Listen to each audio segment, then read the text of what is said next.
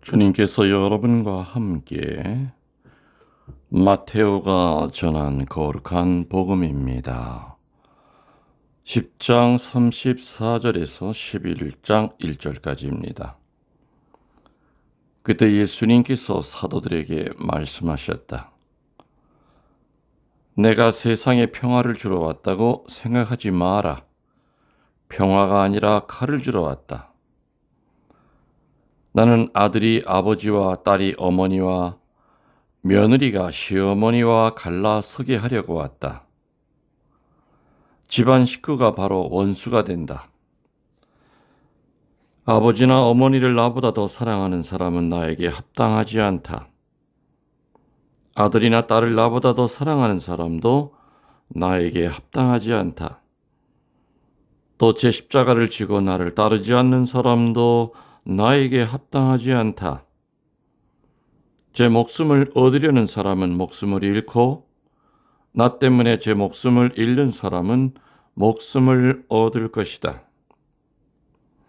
너희를 받아들이는 이는 나를 받아들이는 사람이고 나를 받아들이는 이는 나를 보내신 분을 받아들이는 사람이다.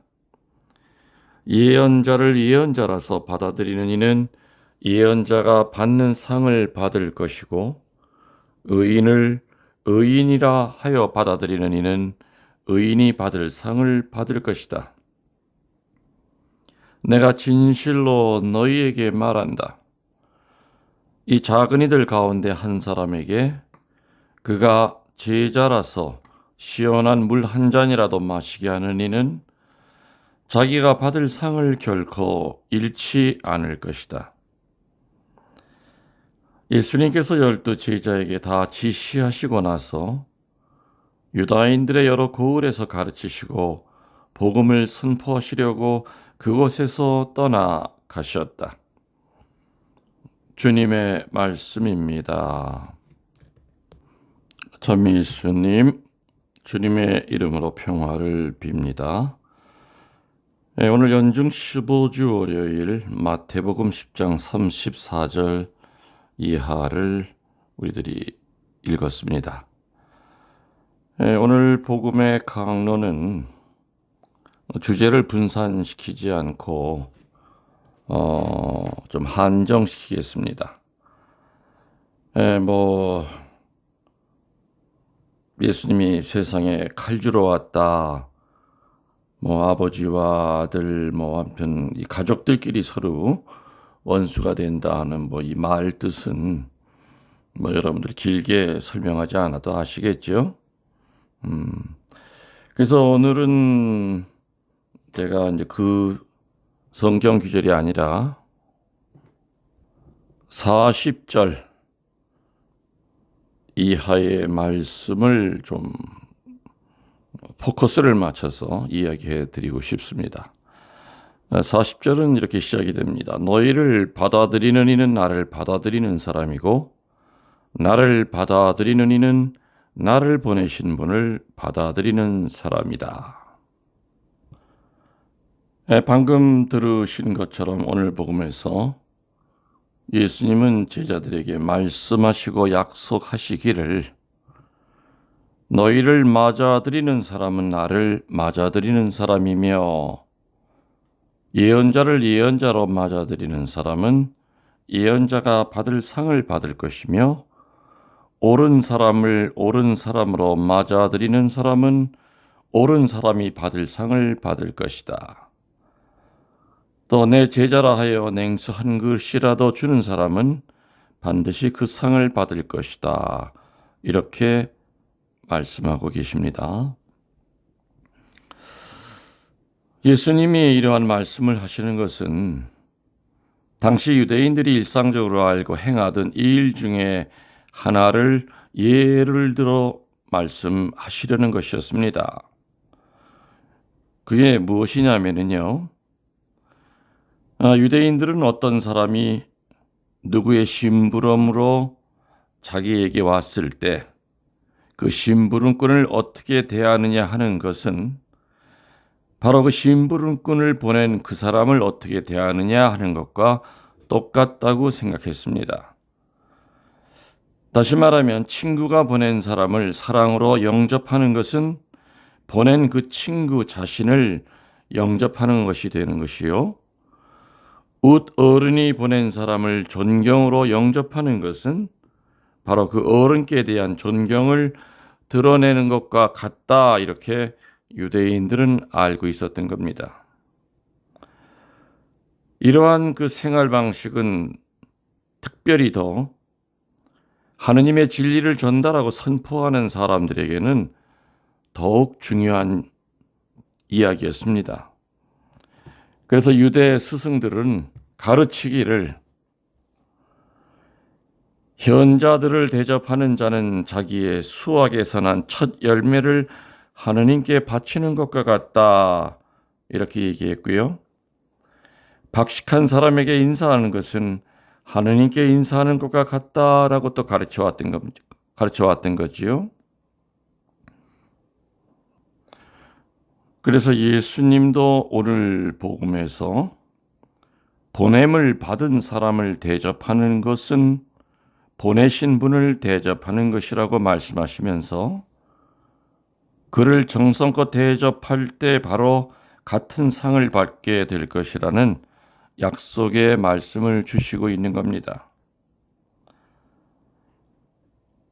하느님의 말씀을 전달하고 선포하는 예언자, 의인, 성직자는 모두가 다 그렇게 살 수는 없습니다. 모두가 다 예언자, 의를 행하는 자, 성직자가 다 될 수는 없다는 얘기입니다. 누구나가 다 성직자, 예언자, 하느님의 일을 하는 그러한 직무를 다 맡을 수는 없지만, 그러나 그러한 하느님의 일을 하는 사람을 받아들이고 대접할 때는 예언자가 받는 상, 또 성직자가 받는 상, 바로 그와 같은 대접을 받게 되리라고 오늘 약속을 해주고 계십니다. 예수님께서 이 같은 말씀을 하시는 이유는 무엇보다도 이 사회는 탁월한 하느님의 일꾼들을 필요로 하고 목숨 바쳐 옳은 일을 행할 수 있는 의인을 필요로 하는 데 있습니다. 그렇기 때문에 그들이 일할 수 있도록 그들을 뒷받침해 주는 평범한 봉사라 하더라도 그 평범한 봉사도 역시 하느님의 일꾼들의 업적과 똑같은 상급으로 갚아주시겠다는 뜻입니다. 그렇다면 우리는 현실적인 이해관계를 떠나서 이러한 예수님의 말씀이 얼마나 가까운 생활을 하고 있는지 살펴봐야 될 겁니다. 교우 여러분들, 오늘 10분이 안 되는 짧은 강론이지만 그래도 오늘 강론의 핵심은 다 얘기를 드렸습니다. 하느님의 말씀을 전하는 사람들, 또 하느님의 종들을 내가 어떻게 대하고 살아가고 있는가, 그들에게 물 한 잔이라도 드리고 싶은 그런 마음을 가지고 살았는가, 아니면 무관심하게 살았는가 하는 것을 되돌아봐야 될 것 같습니다. 오늘 예수님의 말씀의 그 핵심은 그거지요. 모두가 다 예언자가 될 수가 없고, 모두가 다 성직자가 될 수 없고, 모두가 다 하느님의 말씀을 전하는 사람이 될 수는 없다. 그렇지만 그들이 바로 그 일을 전심전력으로 할 수 있도록 그들을 도와주는 그 평범한 봉사라 하더라도 그 봉사하는 사람들은 예언자들이 받을 상, 성직자들이 받을 상과 똑같은 상을 내가 줄 것이다, 이 얘기입니다. 그래서 가르치는 직분이 있고요, 봉사하는 직분이 있고, 또 가르치는 사람들을 도와주는 직분이 또 따로 있습니다. 여러분들이 본당에서 본당 사제를 여러 가지 방법으로 도와주고 계실 겁니다. 넓은 의미의 사제의 사목을 도와주시는 분들이 성당에는 참으로 많습니다. 뭐 저 같으면 은퇴를 했어도 제가 이렇게 오래전부터 운영하고 있는 그 영적 카페 주님의 느티나무 그 식구들 또 운영자들의 그 도움을 받아서 내가 하느님의 말씀을 전하는 사제로서 어렵지 않게 이렇게 살아갈 수 있는 어떻게 보면은 기초가 되는 분들이 많이 있습니다. 그래서 그분들을 도와주는 것은 그분들이 하는 일 못지않게 아주 중요한 일이요. 또 그분들이 받을 상 못지않게 큰 상을 받을 것이라고 하는 거. 여러분들 오늘 바로 예수님이 하시고 싶으신 이야기입니다. 새로운 한 주 여전히 비 소식이 있습니다. 아무튼 이제 그만 비 내리고 일상으로 좀 돌아가기를 간절히 기원합니다. 여러분들 영혼의 영혼을 도하여 사랑합니다. 전능하신 천주 성부와 성자와 성령께서는 이 말씀을 듣는 모든 이들에게 강복하소서. 아멘.